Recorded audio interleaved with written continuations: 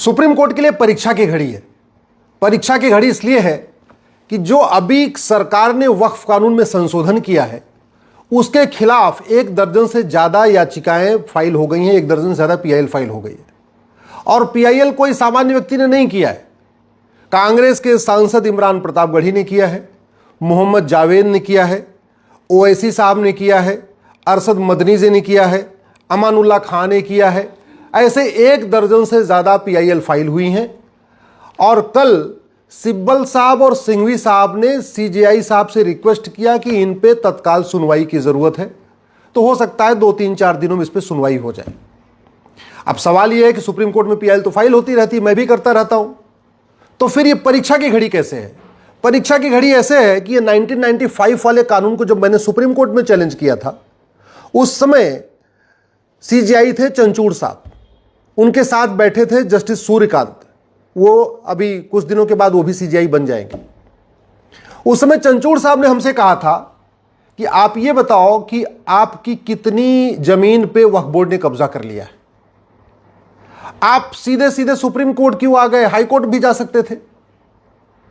उन्होंने कहा कि पहले ये एस्टेब्लिश करिए कि इस कानून के कारण आपको क्या नुकसान हो रहा है, आपका कौन सा फंडामेंटल राइट वायलेट कर रहा है। तो मैंने कहा साहब, जब अगर पर्सनल नुकसान हो तो फिर पीआईएल किस बात की? पीआईएल का तो मतलब ही होता है पब्लिक इंटरेस्ट लिटिगेशन। हमारा कोई पर्सनल इंटरेस्ट लिटिगेशन थोड़ी है, कोई हमारी खुद की जमीन थोड़ी गई। हमारी जमीन अगर कब्जा होती तो मैं हाई कोर्ट जाता, कहीं और जाता। चूंकि ये कानून पूरे देश का है, संसद का बनाया हुआ है और पूरे देश में जमीनों पे कब्जा हो रहा है, इसलिए मैं सुप्रीम कोर्ट आया हूं। मैंने एक लिस्ट बनाई थी कि देश भर में वक्फ बोर्ड ने कितनी जमीनें कब्जा किया है। हालांकि उस समय मेरे पास जो लिस्ट थी वो 10 लाख एकड़ की थी। हमें यही पता था कि भारत में 10 लाख एकड़ जमीन पे वक्फ बोर्ड ने कब्जा किया हुआ है। और अभी जब ये कानून बदल रहा था तब पता चला कि नहीं, ये तो 40 लाख एकड़ हो चुका है। तो हमारे पास जितनी जानकारी थी उस समय, वो जानकारी मैंने एक नोट्स बना के कोर्ट के सामने रखना चाहा। तो चंचूड़ साहब ने मुझे वो नोट्स भी नहीं पढ़ने दिया। उन्होंने कहा, not a single word mister Upadhyay, एक शब्द आप नहीं बोल सकते, हम नहीं सुनेंगे आपको। अंत में मैंने मजबूर होकर अपनी पीआईएल वापस लिया और मैं फिर दिल्ली हाई कोर्ट गया। अगले ही सप्ताह दिल्ली हाई कोर्ट ने नोटिस जारी किया, सरकार को नोटिस जारी हुआ। उसके बाद देश के अलग अलग हाई कोर्ट में पीआईएल फाइल होना शुरू हुई। कुल मिला के 120 पीआईएल इस समय पूरे देश में अलग अलग हाई कोर्ट में चल रही है।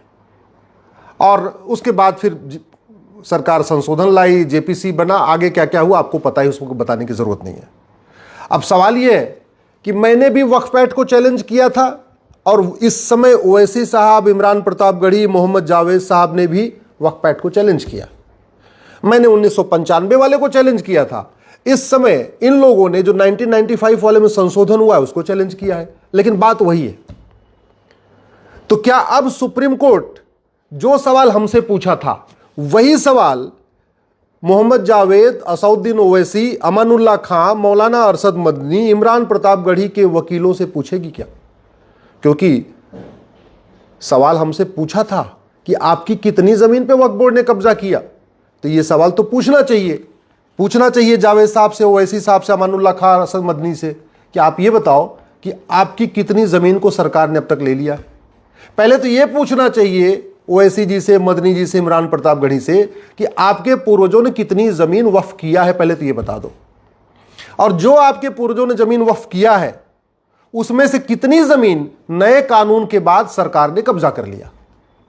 सवाल यह भी होना चाहिए कि क्या संसद के द्वारा बनाए गए कानून को सुप्रीम कोर्ट में चैलेंज कर सकता है क्या? क्योंकि सांसद संविधान की शपथ लेता है और वो कहता है मैं संविधान के अनुसार कार्य करूंगा, और संविधान के अनुसार पार्लियामेंट में कानून बना। तो क्या सांसद को पीआईएल फाइल करने का अधिकार है क्या सुप्रीम कोर्ट में? और दूसरा, क्या सांसद को वकालत करने का अधिकार है क्या? क्योंकि सिब्बल साहब भी वकील हैं और सिंघवी साहब भी वकील हैं।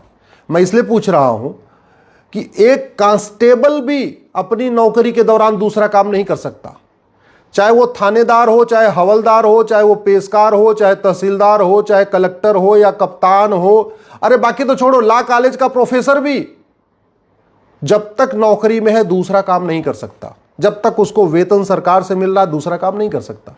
इवन टीचर को भी प्राइवेट कोचिंग खोलने का अधिकार नहीं, जबकि जो स्कूल है वो तो 5-6 घंटे ही चलता है। फिर भी सरकार ने नियम बना रखा है कि नहीं, जो सरकारी स्कूल का टीचर है वो कोचिंग नहीं चला सकता, सरकारी डॉक्टर अपनी क्लिनिक नहीं चला सकता, हॉस्पिटल नहीं खोल सकता, ये नियम है। तो फिर सांसद और विधायक जिनको वेतन भत्ता गाड़ी बंगला सब कुछ मिलता है अच्छा कानून बनाने के लिए, जब तक वो सांसद हैं, जब तक वो विधायक हैं, जब तक वो वेतन ले रहे हैं, जब तक वो भत्ता ले रहे हैं, जब तक सरकारी गाड़ी का यूज कर रहे हैं, क्या उनको कोई भी दूसरा काम करने की छूट मिलनी चाहिए? क्या उनको वकालत करने की छूट मिलनी चाहिए? मुझे लगता है सुप्रीम कोर्ट के एक बार इस पे भी ध्यान देना चाहिए। सवाल एक बात यह भी है कि क्या जैसे हमसे सुप्रीम कोर्ट ने कहा था कि आप हाई कोर्ट क्यों नहीं गए, सीधे सुप्रीम कोर्ट क्यों आए, क्या यही सवाल अब सिब्बल साहब से, सिंघवी साहब से पूछा जाएगा? तो क्या यही सवाल इमरान प्रतापगढ़ी, मोहम्मद जावेद, अरशद मदनी, ओवैसी साहब से पूछा जाएगा?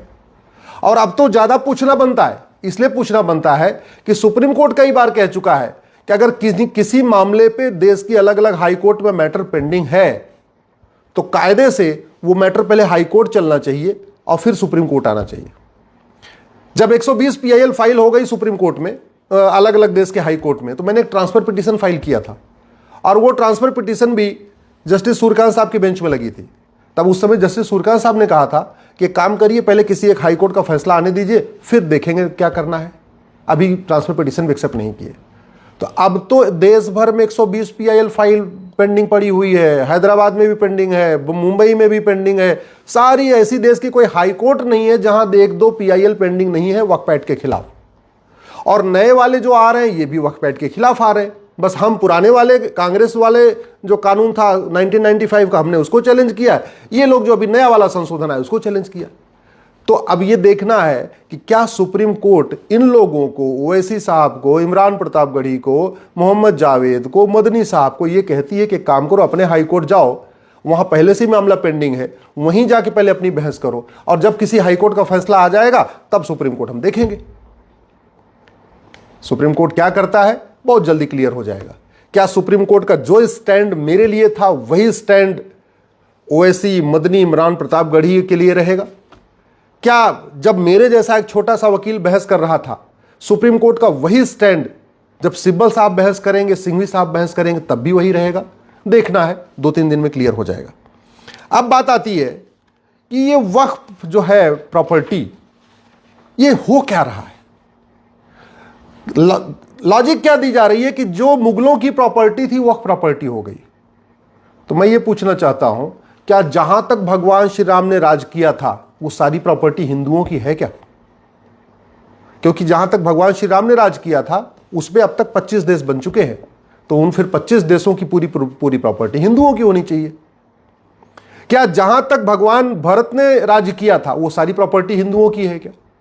क्या जहां तक राजा युधिष्ठिर ने राज किया वो सारी प्रॉपर्टी हिंदुओं की है क्या? क्या जहां तक चंद्रगुप्त ने राज किया वो सारी प्रॉपर्टी हिंदुओं की है क्या? क्या जहां तक सम्राट अशोक ने राज्य किया क्या वो सारी प्रॉपर्टी सनातनियों की है क्या? मैं इसलिए पूछ रहा हूं कि अगर राजा के हिसाब से फॉर्मूला चलेगा फिर तो मुगलों से शुरू क्यों करना चाहिए, थोड़ा मुगलों के पीछे शुरू करना चाहिए। और जहां पे युधिष्ठिर ने राज किया, भरत जी ने राज किया, भगवान श्री राम ने राज किया, चंद्रगुप्त ने राज किया, अशोक ने राज किया, वहां तो 25 देश बन चुके हैं, फिर तो 25 के 25 देश पूरा हिंदुओं के होने चाहिए, वो सारी प्रॉपर्टी हिंदुओं की होनी चाहिए। भाई पिछले 2500 साल में भारत के 25 टुकड़े हुए और 7 टुकड़े तो 1857 के बाद हुआ है, यानी पिछले 200 साल में 7 टुकड़े हुए।